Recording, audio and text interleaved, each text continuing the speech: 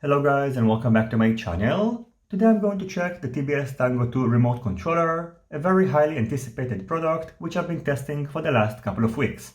In this video I'm going to go over its features and specs, disassemble it, and share with you my experience after using it. This video is scheduled to be premiered straight after TBS big announcement, and in case you missed it, this is the Tango 2. As you can see, this is a very compact remote controller, and it has nothing to do with the previous Tango 1. In terms of packaging, along with the remote controller, I got a TBS branded lanyard, a set of soft gimbal springs which will enable you to reduce the tension of the gimbals, and a bag with a plastic adapter, 2 screws, and a UFL to SMA antenna connector, which is going to enable you to replace the built-in antenna and use whichever one that you would like to use. Moving on to the most important and most interesting part, the remote controller itself.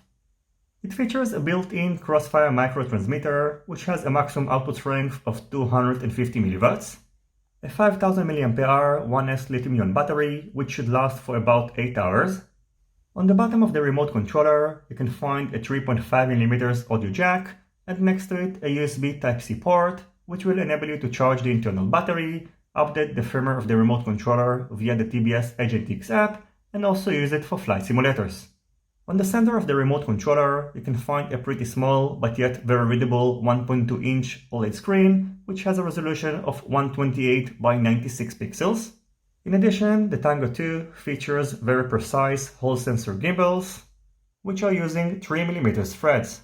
In order to complement its compact form, it features a foldable antenna, which also double acts as a kickstand. It supports 10 channels, so on the top you can find buttons A and D, which are 2-position switches, buttons B and C, which are 3-position switches, and on the back you can find buttons E and F, which are both momentary switches. On the right side of the remote controller you can find a pretty loud 1-watt speaker, and the remote controller will also provide you with a haptic feedback. Navigating through the different options and setting up the trims is done using this scroll wheel, and also these 3 buttons which are located on its left side. The power button is located on the bottom, and finally the Tango 2 features a built-in Wi-Fi module which will enable you to connect it to TBS Cloud, and also an internal 16GB micro SD card. Now let's turn on the Tango 2 by long pressing the power button. Welcome to Tango 2. As you could just see, it was written Freedom TX on the screen, and that's because the Tango 2 is running Freedom TX, which is a temporary OpenTX fork by TBS. Soon all the changes are going to be merged back into the OpenTX project, and then the Tango 2 is simply going to run the OpenTX software. In case you are familiar with OpenTX, you're going to feel pretty much at home. So first of all, we can navigate through the main screens by hitting the page button. We can enter the model menu by pressing the menu button. It's a little bit hard to see, but it's written over here, Crossfire menu. Using the scroll wheel, we can select the option. And then over here, we can either configure the internal Crossfire microtransmitter. So over here, you can see the different options, such as the maximum power, which can be changed to 25, 100, and 250 millivolts. Pressing the exit button is going to take us back. And the second option is the Tango Wi-Fi configuration. The Tango Wi-Fi is going to enable you to connect the Tango 2 remote controller to the TBS Cloud ecosystem, and I plan to discuss this option on a different video. Now let's browse through the other pages. So as you can see, we can navigate through the options using the scroll wheel, and we can select an option by clicking it. We can go to the next page by hitting the page button, and if you want to go back, you can long press it. And as you can see, we just returned to page number 2. I'm not going to go through all the options, but here is a quick glance on all the pages, so you can set the mixer, outputs, and etc. And again, if you've used OpenTX before, everything is going to look very familiar. Entering the configuration settings is done by long pressing the menu button, and then over here you can configure the date and time, the sound. So for example, now the remote controller is set to alarm mode. If you're going to set it to all, for example, every time you're going to move the scroll wheel, it's going to beep. I think it's going to be pretty annoying for this video, so I'm just going to set it to alarm. Next, you can configure the volume. You can also configure the haptic mode, its length, its strength, and etc. On the second page, you can access the contents of the microSD card, and you can also execute your Lua scripts. So now, for example, let's execute the Crossfire Lua script, and as you can see, we are back to the Crossfire setup screen that was added to the module configuration screen. Let's quickly go through the other pages. Here you can see the version that I'm currently running. And finally, the last page will enable you to calibrate the gimbals.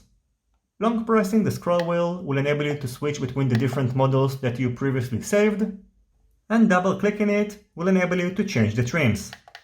You're going to feel a haptic feedback, and then the trim that you're going to set is going to be highlighted. So for example, now I'm changing this trim, and then when you're back to center, you're going to feel a haptic feedback. Moving to the other trims is done by double pressing the scroll wheel again.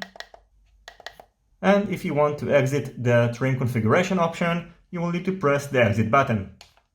You should note that I'm having some issues recording the contents of the screen, and I know that it might look unreadable, but you can be rest assured that on real life it's pretty crisp and you won't have any issues using it.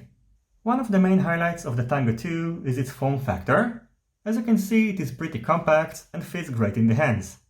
It weighs 348.2 grams, so it's about 45 grams lighter than the FrSky X Lite. Just to give you a proportion, here you can see how it looks next to the FrSky X9D Plus and next to the Jumper T16 Pro. Now as you can see, the form factor of the TBS Tango 2 and the FrSky X Lite is very similar. However, after trying both remote controllers, I can tell you that the Tango 2 definitely feels better in the hands and the weight difference is noticeable. In addition, unlike the FrSky X Lite, the Tango 2 is using full-sized gimbals, which are going to give you a better and precise control. Let's quickly measure up the gimbals. So the distance between the top and the bottom parts is about 27 mm, and the distance between the right and the left sides is about 28 mm. Now let's get back for a moment to the Jumper T16 Pro, which is now my daily driver. Unfortunately, a few days ago I noticed that switch B is broken, which is not that bad because I'm not really using it. However, I do hope that it's not going to happen to the other switches. So at first, after getting the Tango 2, I thought that the decision to use these kind of plastic switches is a little bit strange. However, after the broken switch incident, I think that the decision is pretty smart and is going to extend the lifespan of the remote controller. Now I'm going to show you how to disassemble the remote controller in order to change between mode 2 and mode 1 and also adjust the tension of the gimbals. First, you will need to remove the two back rubber covers using a sharp object. And then remove these 6 M2 screws. Then remove the back cover and the internal parts of the Tango 2 will be revealed. Here you can see the internal 1S 5000 mAh lithium-ion battery. It's connected using a JST connector, and you should note that the remote controller doesn't feature an onboard battery, so after disconnecting the battery, the settings of the date and time are not going to be saved. Adjusting the tension of the gimbal springs is done by loosening or tightening 2 M2 screws, which are located on each side. So 2 can be found over here, and another 2 on the opposite side.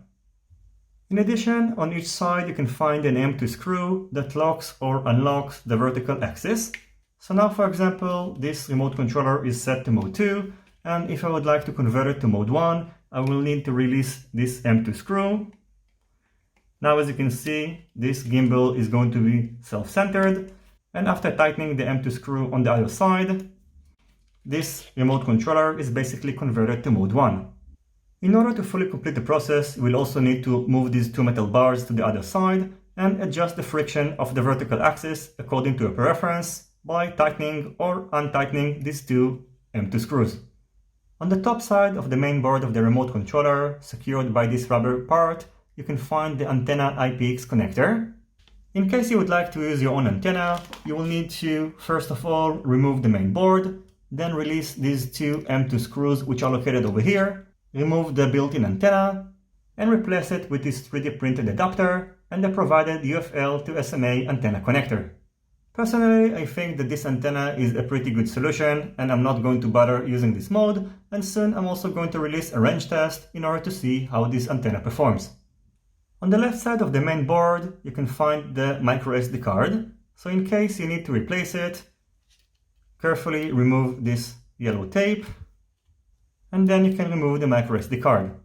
As you can see, this is the microSD card, which is included with the Tango 2. Now let's assemble everything back. So first we can plug the battery, secure it in its position, put back the back cover, secure it using the 6 M2 screws, and finally put back the rubber covers into their position. Now in case you switch between mode 2 to mode 1, you will need to head over to the radio setup screen and change between mode 2 to mode 1. Using the Tango 2 in order to control your flight simulators is pretty simple. First of all, make sure that the remote controller is turned off. Then connect it to your computer using a USB Type-C cable. As you can see, now the remote controller is being charged and we need to turn it on. Now you can set it up in 3 modes: USB joystick, which is the one that we're going to use, USB agent, and USB storage, which will enable you to access the contents of the microSD card. We're going to select USB joystick, and the computer is going to recognize the remote controller as TBS joystick. Now we need to calibrate the remote controller. Make sure to hit fine tune and reverse the yaw. Save the settings. And now we can use the Tango 2 in order to practice some FPV flying.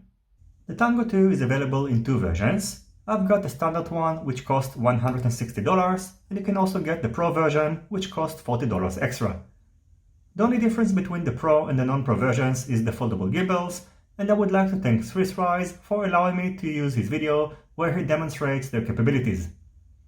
Overall, after testing it out, I can tell you that I'm really pleased with this remote controller. It's still not 100% bug-free, but you have to remember that they're working on the final version of OpenTX, which is going to be available soon.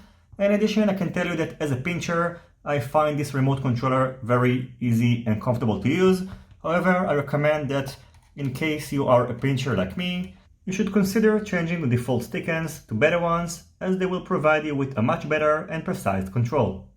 Even though TBS have done an amazing job with Tango 2, it's not going to 100% replace my Jumper T16 remote controller for 2 reasons. First of all, I'm still testing a lot of macro quadcopters which are equipped with FrSky receivers, and also the Jumper T16 is equipped with the TBS Crossfire Lite, which is capable of outputting up to 2 watts, and I'm still going to use it for long-range tests. Having said that, 250 mW is still a very powerful output power, and as I mentioned before, soon I'm going to try to test the range of this remote controller. So that's going to be it for my initial review of the TBS Tango 2. I hope it was informative enough, and of course, if you have any questions, feel free to ask them in the comments section down below. I wish you all happy flying, and I will see you soon on my next videos. Goodbye.